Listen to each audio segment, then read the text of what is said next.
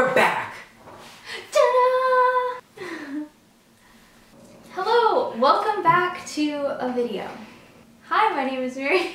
I use she, her pronouns, and I identify as cis girl, and I identify as queer. My name is Chelaman. I identify trans masculine and genderqueer. My pronouns are he, him, and what else? Oh, I'm 20 years old. I'm 19 years old. Okay, so about a year and a half ago, we made a video titled Being in a Relationship with Someone Who's Transitioning. This is a video on being in a relationship with someone who's transitioning. Part 1. Well, it wasn't called Part 1 then because we didn't know we'd make Part 2. But because we got so many questions after that and a lot of specific scenarios that people were wondering about, we wanted to make Part 2. So here we are. And I think we've also learned so much since we filmed Part 1. So I think Part 1, but we have a lot more to say now. Yeah. So if you haven't checked out Part 1, please go check it out. It'll be linked below. And yeah, I talk about... Just what YouTubers do. Link below. Sorry, we're new at this. I talk about what this exactly means, being in a relationship with someone who's transitioning, the definition of dysphoria, and I cut it up into 3 parts: dysphoria, support, and sex. We'll be going over the same things again in this video, but a little more because I posted on my Instagram one of the question thingies. Yes, asking new features. Yes. Asking people if they had specific questions for Part 2. So, I got a lot of questions, so we went through some of them. A lot of great questions too, so thank you for submitting all of them. Thank you everyone, because we want this to be a conversation with everyone that needs information on it. In the past video, we had been together for I think over 10 months, but now we've been together for... 10 months? Yeah. Wow. Wait, really? Yes. I feel like it was a lot longer than that. No, Maybe it was just because we've been through a lot. Yeah. Okay, sorry, continue. And now we've been together for 2 years and 1 month. Yeah. So, in the past video, I was a little over 1 month on testosterone.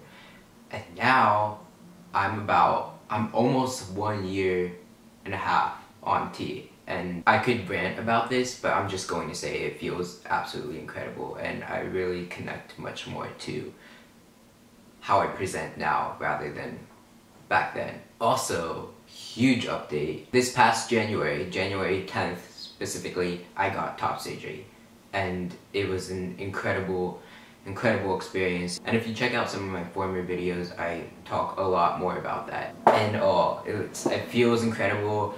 I'm extremely happy with the results. I'm gonna stop there so I don't get too emotional or rant anymore. But a lot has happened. Yeah. Again, why we need to make an update video.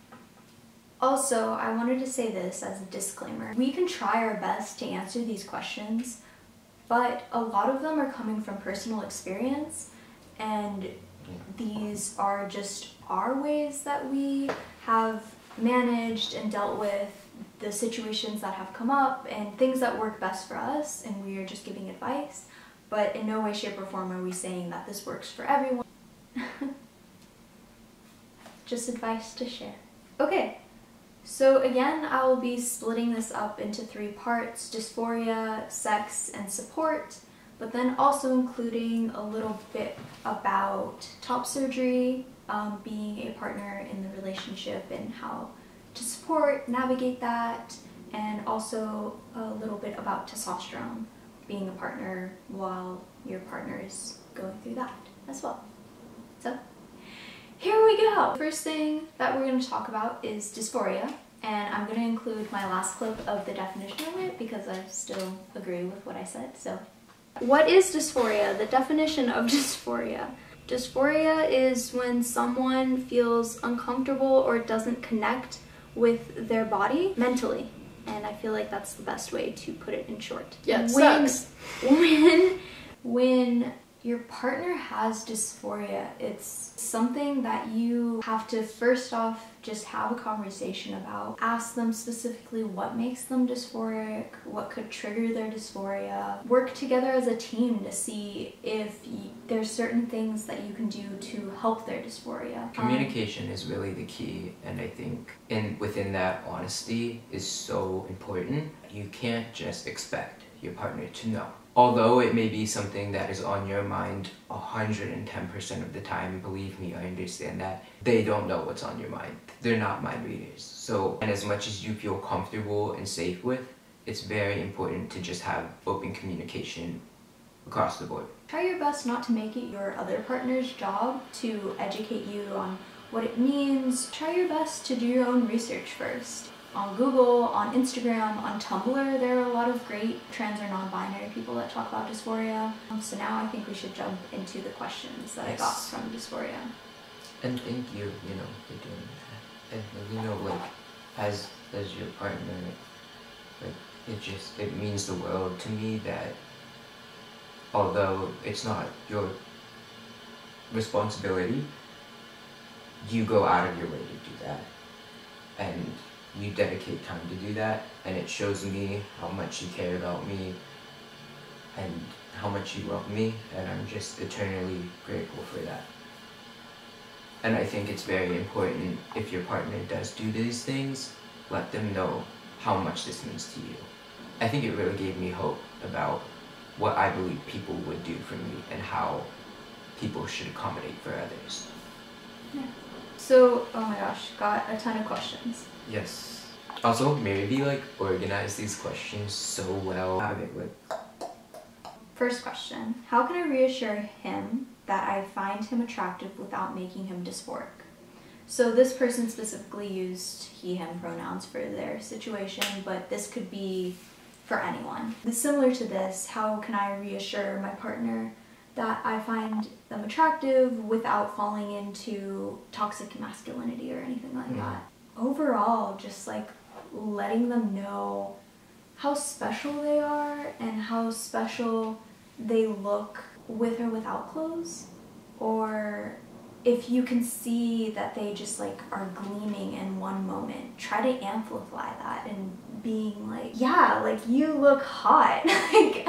Even in their darkest moments of dysphoria, just letting them know that you are still attracted to them because of their mind and soul. I don't know, I feel like I did that with you. You did, yeah. I mean, yeah. I don't know if it sounded cheesy at any point, well, but this is the thing. Sometimes when you talk about things that are really real and genuine and heavy to you, they come out sounding cheesy, but anyone around you should know, if they really know you, that it's not cheesy because you 110% mean it. Yeah. So I feel in short, that's the best way to answer that question. Yeah. And she did do that, and I mean, it was so helpful. You can't imagine, when I was in, like you said, the darkest points of my dysphoria sometime, when even though I know it is unhealthy, sometimes I had to wear my binder to go to bed. She would just always start showering me and compliments, or just telling me that she loved me, and in this dark moment, it shed some light on it. The smallest things, as complimenting them, can really change their entire transition, or specifically the darkest moments of their transition. So next question that someone asked, best way to comfort your partner during a situation that makes them dysphoric? Let's think about a specific time when this happened with us. Yeah. Where I grew up, in short, is very narrow-minded. When we both went back for my senior prom, I skipped senior year but went back for prom, I wanted to wear a tuxedo. At the time I was preteen, and I was surrounded by people who triggered me. Being in that atmosphere that I grew up in again, and my binder, of course, I felt like I couldn't breathe. I got very dysphoric at a time when, ideally we should be having fun and just dancing and laughing. For me, I mean, that was the first time I really had to deal with something or navigate something like that. I was just checking in with you every so often, being are you okay? How do you feel? Do you want to leave? And I think for that situation, if it's something you're going out and either you're in an atmosphere that could trigger your partner, or your partner's wearing something that could trigger them, just checking in every once in a while and being like, how do you feel? And giving that option of being able to go home. Even though I know it sucks having to end a night early or having to leave your friends or any people you're hanging out with, but I think just overall there are many other times that you can see these people again, but giving the option of just being able to go home and being like, we can take a break from this situation. And I think that's something that you do really well, like, because you don't ever shame me for choosing yes whenever you voice that option. There are a lot of situations in which you could provide the option, but then passive aggressively shame me if I say yes, I do want to go home, and then you'd be like, but really? You're just like, oh, perfect, let's go home, let's rest, let's watch a movie, let's do something. And you're so encouraging about it, and there's never ever a bit of shame, which could change everything about how you present the option. Yeah. Overall, the best way to comfort your partner, I think, is just being communicating and giving them options of, we can go home, we can take breaks, and checking in with them. Without shame. Yeah. One more thing, asking if in that moment, do they want to be touched or not? Because I think a lot of people's initial reactions to comforting people have to do with hugging them or physically touching them. But sometimes those people who are feeling very dysphoric at that moment do not want to be touched. And I think it's very important. And I think that we've learned this together over the past year and a half. You ask me now, do you want to be touched right now or do you need space? And of course that's not her job to ask me. And I have learned also now to voice if I do not want to be touched or if I want space in a specific moment, which I think helps a lot. Okay, next question that someone asked. How would you recommend helping your partner's dysphoria that hits in the middle of the night? Again, was something new to me that I didn't expect for dysphoria to hit Chella in the middle of the night, but I think it happens to a lot of people. For us, we slept in the same bed. Something that I learned from some other people is to maybe sleep on his chest. This is specifically for people who are dysphoric about their chest. Yeah. I feel like this question was specifically asking about dysphoria for someone's chest. Another thing, I would get up with Chella and say, what do you need? Do you need some water? Do you want to write? Do you want to draw? Do you want to go on a walk? And I remember this one time we went on a walk together it was like the middle of the night, it was like early or something like that. Chella could get his mind off of it for a little bit in the best way we could. Even though it may be frustrating at times, being woken up in the middle of the night and having to look at your partner in so much pain and not really knowing how to deal with it. But just being able to say, I will do in this moment anything I can to get your mind off of it. I think that's the number one thing, trying to get their mind off of it. But also I want to remind that if you're sleeping together in the same bed, if your partner's waking you up in the middle of the night and demanding you to take care of the situation, I feel like in no way is your responsibility. And if you're in that situation where it feels like your partner's demanding you to take care of it, you should have a conversation about that and say that you're being hurt by this, because it's not their job. Yeah, and sleep is important for your partner and also for you. Never have I ever asked or demanded Mary B to take care of me, because in past relationships I have been the person on the other end and have been demanded to do something for them. And I know exactly how that feels, so never have I ever done that to Mary B, and I never will. But it was an incredible privilege that she was willing to do that for me. And again, I'm forever grateful for that and for her. Dysphoria in the middle of the night. Not fun. But you can get through it. Yeah. How do you hug closely and have vulnerable naked sex with so much dysphoria? I read through these questions before, and this one I thought a lot about. Typically, how sex is portrayed is that two bodies are together completely nude. I don't think that has to be the case for each time you have sex. However you have sex with someone. You can be clothed and have sex. Yeah. You being able to communicate to that. And I'm okay with having sex with our clothes on if that will make you more comfortable. Also, just again, asking your partner, having open communication with them. What are you comfortable with? What positions would you prefer? Where and where not would you like me to touch you? Would any specific words turn you on more or make you feel more comfortable in your body? Please let me know. Yeah. I would love to use them. Yeah, or even empowered and asking. Oh wait, do you know this sign for empowered? I learned it the other day. It's this. It's like you gaining muscle and you're giving it to someone else. Empowering. That's cool. I like that. Yeah. For us, specifically where Chella has gotten dysphoric is his chest the most.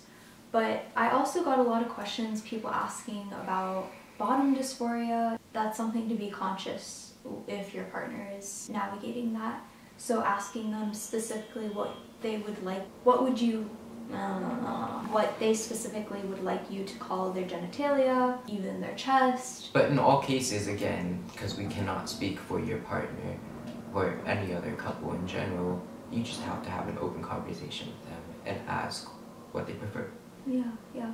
Communicating. It's awkward sometimes. It's difficult to find timing for it. Can help so much and can make your relationship and your sex so much more healthy and so much more smooth if talking about this. And I know it can be scary, but being the partner and being like, I am open to talking about anything just to make you happy and feel safe is the best thing you can do. No, yeah, saying that changes that. But I think it's also important to keep in mind that if they do not feel like talking about anything specifically, you have to respect that. Yeah. If you as a partner really want to know because you feel like you can't go forward in the relationship without knowing, asking them if you could set a time later on to talk about it. And just saying this as nice and non-aggressive as possible, but just later on I would like to speak about this. What is something that you can do / keep in mind so you don't trigger your partner's dysphoria? I know if you're around new people, those people may not know, or if you're around family, your family may not know, but just trying your best to keep it in the back of your head, and if something does happen, just pulling them aside and being like, I know that happened, but I was thinking about it, and doing something for them that you know would make them feel comfortable and for you two to feel reunited again. Exactly. That could do with things that don't even have to do with dysphoria. A few days ago, we were at a family reunion and one of them came up to me, and for those who don't know, I'm deaf, but they said, "You speak very well. Your speech almost sounds normal." And of course, in my mind, it was a bit offensive because there is no normal for speaking. However you speak can and should be normal. Normal, to be honest, should not even be a thing because it's a social construct of what is society's ways of things that should be correct. Yeah. I didn't say that to her because I didn't want to get into anything and I was with my family, but being able to go over to Mary B, tell her what happened, and then just having her understand that, being able to just have her listen to me and understand was incredibly uplifting and reminded me that I have a community of people who understand me. I think that goes with what you just said about being able to just go to someone else, whether that is your partner or someone in your chosen family, a friend, etc., and just feeling like you are understood. After being triggered, I wanted to give some quick things specifically between us. I've kind of kept a list on mentally. One that I noticed, Chella sometimes before didn't really like me wearing his clothes just because our body types were very different. And maybe your partner's not even thinking about that. And they're just for that short period of time not wearing their clothes. Or just asking them. Maybe has a chest and curves. Those were things that I got dysphoric about. So seeing my clothes and seeing the imprint of her body, I didn't expect to be triggered, but I found that it was. And another thing, certain places where I would hold Chella or touch Chella, whether it be out in public or during sex, if I could just feel that he was uncomfortable if my hands were there, I would move them, pick somewhere else to put my hands. Yeah. Support! Support. That was scary. Yeah, I know, I kind of scared myself. Support. To me, having a lot of patience. A lot of the things and scenarios that we talked about earlier when we were talking about dysphoria, all of those things went into that. But I feel like patience was the number one thing. And if you have patience between the two of you, things could... I feel like if you have patience between the two of you, things can work out, and I don't know. You can take time to say it. Yeah. There's no rush to say. Okay. Yeah. Well. See, patience right there. I was being patient with what she had to say, and I'm usually never the one that's patient. Getting a binder for the first time can be really exciting for your partner. Being there for that, sharing with them like how glowing they still look, how amazing they still are. With it or without it. Yeah, yeah. Just being this positive beacon to go to. Even in the times when I'm typically a very positive person, but there were of course moments where I just couldn't be. You shared that with me. I had gotten this past year, gotten a lot of emails from people or DMs of them pouring their heart out to me and telling me their situation of what they were going through in their relationship with their partner who is transitioning or starting to transition or even thinking about it. And some people saying, you know, I don't know if I can handle this. And I just wanted to say, if you feel like deep down you can't handle it in that moment, that it's fine and you can still love and support them without being in the relationship.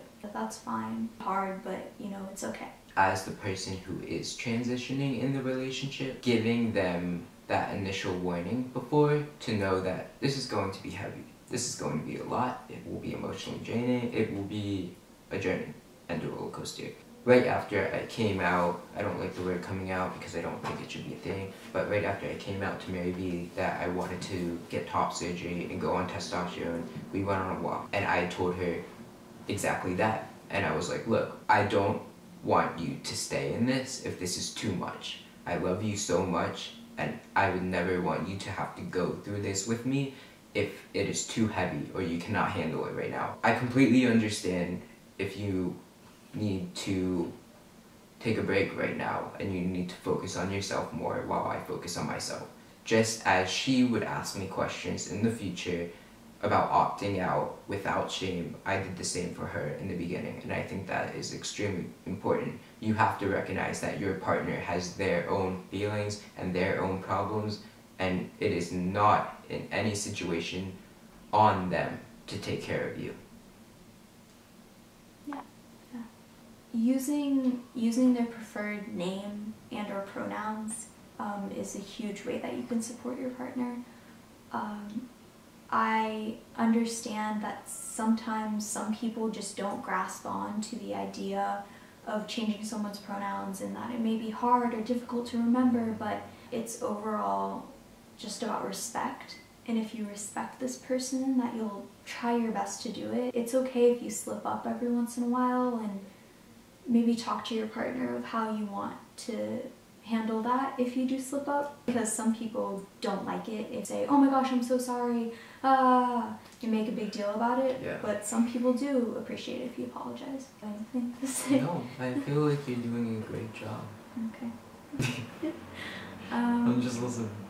Oh, and then introducing someone, like, oh, this is Chella, my ex, or my I meant Your X. ex? I meant like X, like I No, meant X, like fill in the blank. Okay, I'm gonna say that again. This is Chella, my fill in the blank. That's better. So I actually looked up some relationship identifiers that are for people that are non-binary, because I know that's really difficult to find. Yeah. Because you don't want to stay in the binaries of boyfriend or girlfriend or... And it's also just hard to connect with something that's partner. For me, I feel like it feels formal, and I don't connect with it as much, but I also do not like staying in the binaries and saying boyfriend, girlfriend.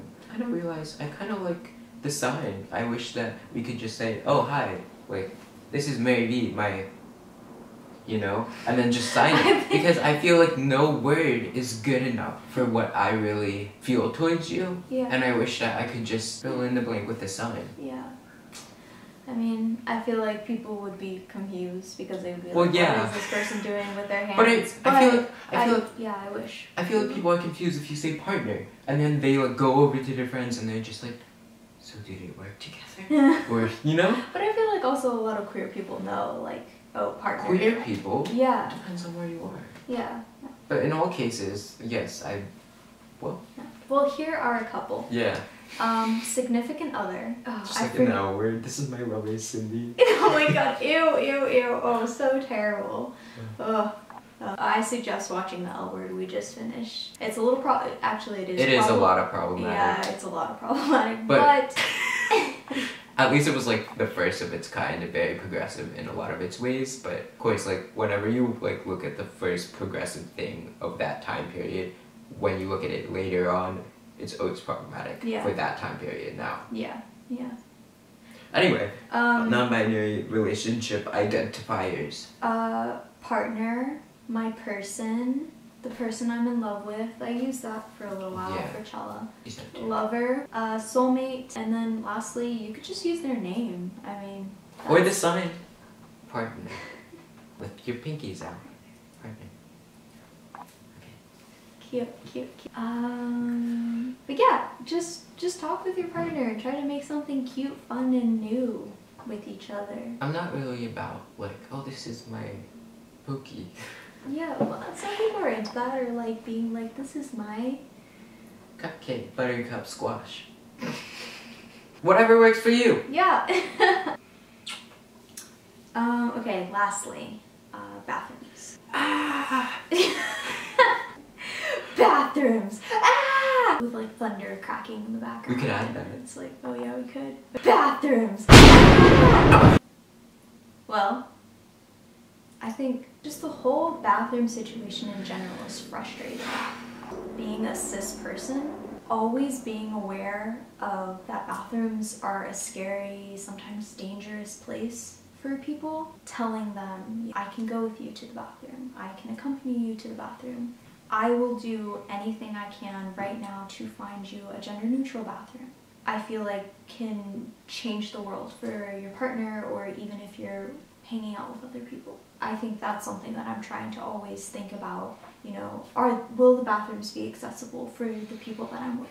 And I mean, even if you are going to a restaurant or just any public space, like you could even call ahead and ask for the bathroom situation. Are the bathrooms here gender neutral? Could you make them gender neutral for this day or this hour? All you need to do is cover up that binary sign with like a gender neutral text. Yeah, so something that came up a lot before Chella started taking testosterone and was in the stage of not passing yet, or just not passing. Yeah, which was my entire life up until this past year. But I think there was a big chunk of time when you were taking T and you were just in this androgynous stage. But again, yeah, I mean, like, I've experienced that growing up. Yeah, yeah. Well, with me, I'm talking about. Oh, with you, yeah. But this is something that like worried me when we were both going to the women's restroom together. And there were a couple instances where people came up to Chella and or tried to stop him from going into the bathroom. Yeah. Or asked for the letter that was on my birth certificate. Yeah. And I think for me, it was something that was really scary and not something that I knew how to navigate yet. But I mean, for anyone, it's yeah, bad. Yeah. But I think it definitely depends, first off, the area that you're in the situation that you're in, and the person that is approaching you. Yep. But for the situations that we were in and the people that were approaching us, I personally felt safe enough to stand up for Chella and for us. And I simply said to these people, because they would come up, and I remember this one time we were at the train station, and there was one of the cleaning people of the bathroom came up to us and was like, whoa, whoa, whoa, this is the woman's restroom.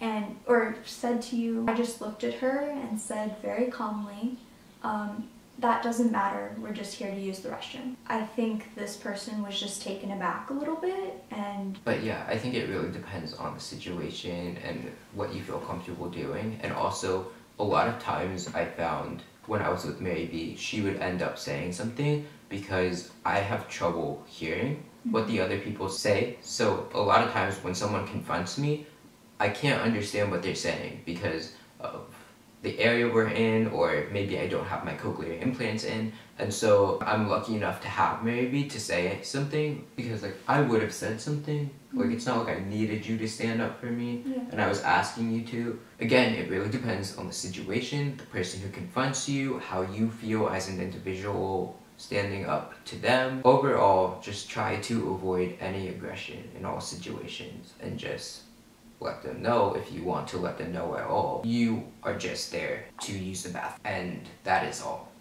And it is your right. As a cis person, you should definitely be aware of that these situations can happen and knowing how to navigate them safely.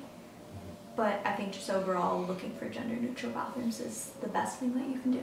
One of the questions is, how do you address strangers and people who have inappropriate questions? I think a lot of people have a lot of questions about things that are not represented in society's mass media. How we personally deal with those kind of questions, depending on who the person is, because it, just of course depends on the person. But I think just saying, you know, very calmly, like, we don't feel comfortable answering that question. And especially if you're in a public place, if you feel comfortable telling the person, like, you know, that isn't really a question that you should be asking people unless you are in a space that is more comfortable having the conversation.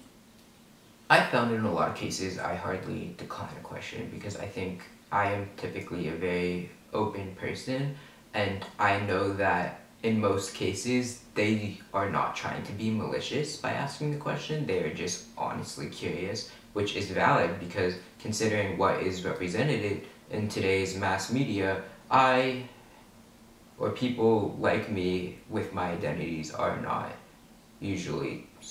there's not usually conversations or dialogue spoken around what I deal with on a daily basis. So if the person is truly trying to ask a question without being malicious, I try to answer it as politely and clearly as I can without using terms they may or may not understand, trying to explain it in a way that is as simple as possible. And I think the answer is just that, trying to explain it without aggression, as simple as you can. If you are open to answering the question, is incredible, because who knows, that person who you just answered a question to may go and try to learn more about it, or may try to be more open-minded about situations like that next time. And maybe when you're done after answering the question, just adding, just so you know, the way that you phrase that question may be a bit offensive to people like me, or people from my community, or anyone in general.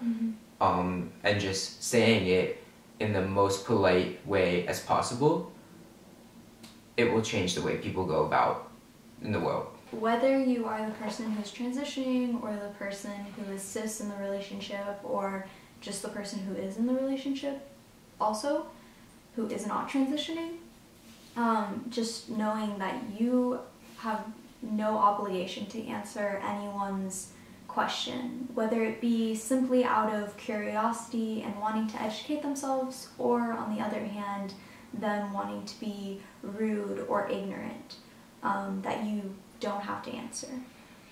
And questions that because similar to Chella, I answer most questions that people have because I want to educate people. But questions that I don't answer is if they're specifically about Chella or about his body, because we don't have the same bodies. And some people want to ask me, who is cis, because they are also cis and want to know more about a trans or trans non-binary body, and that's not my place to speak, because I'm not going to talk about Chella's body without him there. And what I say to that is, you know, there's the internet. Look it up. There are so many resources today. If you truly are interested in respectfully educating yourself, you can find a way. Sex. Part 3. Sex. First question that I had gotten at. How has intimacy changed throughout his transition? I think one of the main things that has shifted is my physical body, and the fact that my chest is now flat and bottom growth is a thing, where on testosterone your clitoris will grow, or however you would like to refer to your genital scientific word. Clitoris grows on testosterone. And I think that changes your sensation as a person, because as it gets bigger you're able to feel more, or different things will feel better, or the way that you have sex can change. Mm-hmm. Because sensation in general shifts. I don't have feeling in my nipples anymore. Some of my chest is numb, but there's shifts in my bottom region. Yeah, for me, this was, again, something new for me to experience and go through with Chella. But in our intimacy, I think the way we spoke to one another has changed a lot. The terms we use, the way we talk to each other during sex, I think has changed, because there's certain words that we didn't use before, but now we do, just to either make Chella more comfortable or to make one another more comfortable. Okay, next question. How do you deal with taking the binder off during sex? How should the person's chest be considered after the binder is off? Again, this really depends person to person, and you just have to be open with your partner, have a conversation about it. Mm-hmm. We cannot, I mean, as much as we'd like to, we cannot answer that for your partner. Yeah. But as a partner, I think if it might be a break for a little bit, to give your partner a little time to take off their binder, or even asking your partner if they need help taking it off, because it could be a little encouraging for them to help them take it off.